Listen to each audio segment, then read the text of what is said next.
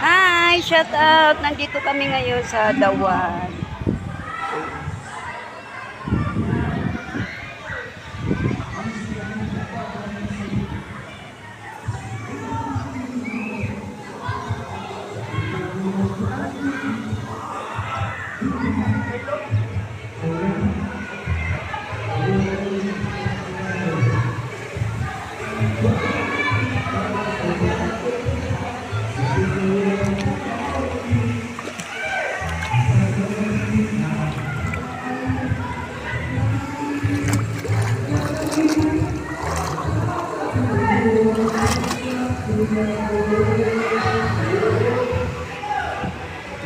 Hi mga kamami, nandito kami ngayon sa Dawan uli kasi birthday ko ngayon.